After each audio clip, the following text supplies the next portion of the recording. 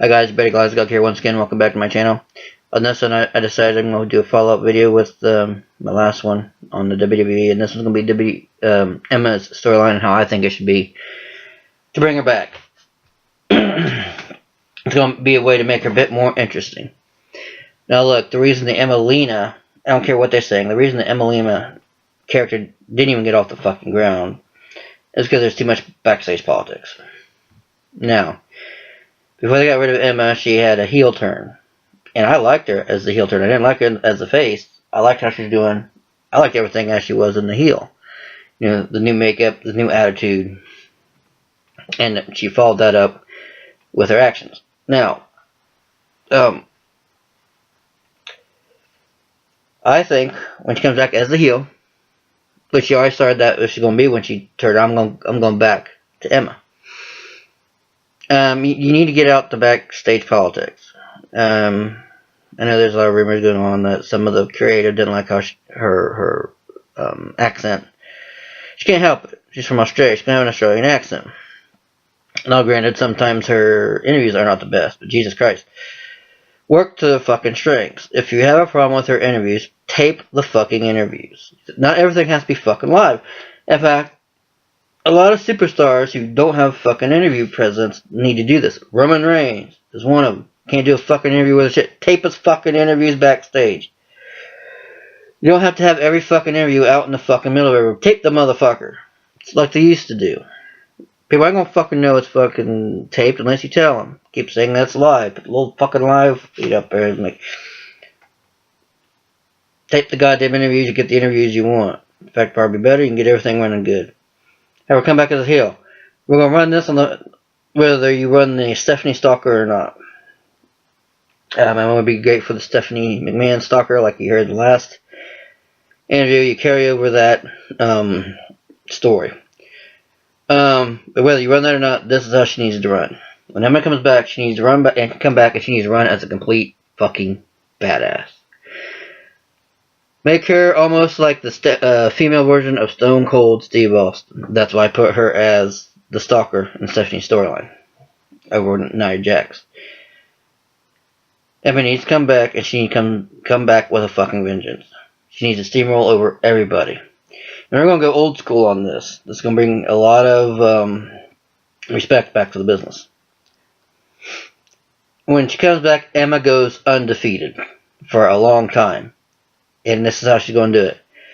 She's going to take on both baby faces and heels. Mainly with the baby faces, but she's going to also go up against the heels and not fear them. Especially Nia Jax. She's going to prove she's not afraid of Nia Jax. And no matter what match she's in against a heel or baby face, when she gets close to losing, she cheats. She's a fucking heel. She's going to cheat. But how she normally cheats is like the old school where she pulls something out of her tights. Like the old school bandaged knuckles and punches him out. Of course, the ref doesn't never fucking see this, always concerned, and then she like quickly struggles and puts the thing back there, or she can throw it out and recover it later. She knocks him out and always pins him. That's it. That's her MO. It's like a flare. And then she can hit on a lot of people's stuff, whether it be babyface or heel. For example, Sasha Banks. He's going to be taking on Sasha Banks, and Sasha Banks thinks she's the boss and all that, and I'm going to go up against something. Well, you'll know that I can't do an Australian accent, so I'm not even going to try. Well, you know that at least my cousin didn't threaten the President of the United States with assassination and walk away. Yeah, use some real world events to come in like you always like to do. Stuff like that. When she goes on against Bayley, she beats the shit out of it. She doesn't go win the title, but she beats the shit out of Bayley, whether it's for a title or not, or even a match. Maybe she comes out after Bayley wins a match, and she just comes in and she just fucking wails on her. She wails on her.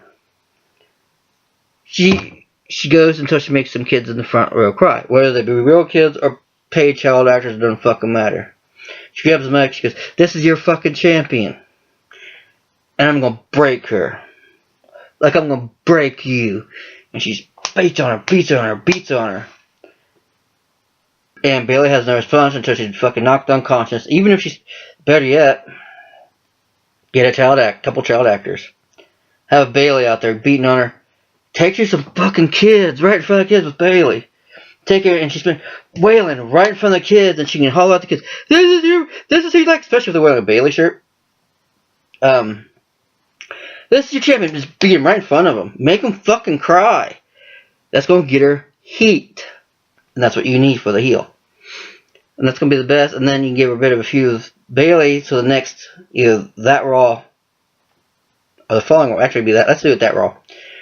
And they said, why did you beat out Bayley? You can't win the title if you beat her. You know, she just, I beat the hell out of Bayley because I don't care about the title. This is not about the title. It's about respect and respect for me. And so she goes, and she still goes against Stephanie McMahon. Stephanie McMahon is afraid of her, and she deserves to be, especially if you run around the stalker line. And it's better to make a female in that stalker line than a male, because it means Stephanie has to put up with her. And if you keep her with the stalker line, Emma beats Stephanie every time. No matter how many times no matter how much interference there is, Emma always wins.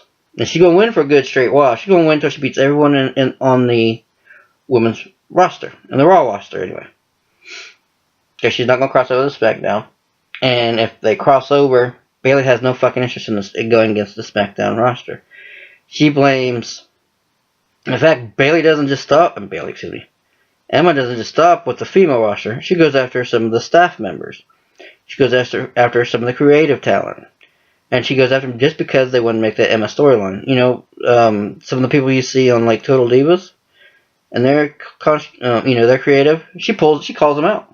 Because you wanted to make me someone I wasn't. I'm going to show you who the fuck I am. And that's how you make her basically the female Stone Cold Steve Austin. This gets her heat, and it gets her. She is a popular person, and it will go with her heel character. She can be a badass. She's strong and she's athletic. Play to her strong suits. Her interviews aren't that bad. Tape them. If they're great, good. If not, she can retake it until it's good. You don't have to have her interview a lot. Let her actions be her interview. Let her actions be her statement. You don't have to have him fucking talk. That's the problem with Roman Reigns. Let his fucking actions be a statement. He don't fucking sit there and talk and bore the whole fucking stadium for 10, 15 fucking minutes with the goddamn same old bullshit. He'll have her have her do that fucking Superman punch. Have that be your new knockout move just to insult Roman Reigns.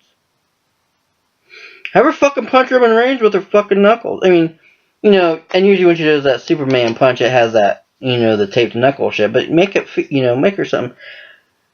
And have her fucking knock out Roman Reigns with it. You know, when he comes back and bitches again, don't you stole my move. But, you know, she'd have to wear the, you know, the knuckle thing to knock him out. Have her fucking Superman punch him. It may not necessarily knock him out, but at least let him daze him. And he's on the fucking ground. Give her something, you know. Shit, think about it. Look at all the feuds she could have on both ends of the spectrum. Heel, babyface, and backstage, you know, and then says, like, you can't bother the backstage people. Fuck you, bitch. I'll do what I want. There you go. That's how you make Emma better. She doesn't need no friends. You know, then maybe her and Nia Jackson team up. They're both badasses. She can knock out Charlotte Flair. Especially with the one thing that especially if during the Stalker phase, which I forgot to add in, was when Stephanie goes up to Charlotte. In fact, it doesn't matter if it's Stephanie. It could be Emma when they go up to Charlotte. She goes, Charlotte will go, you think, actually it's best for Charlotte to do it when it's a Stephanie storyline.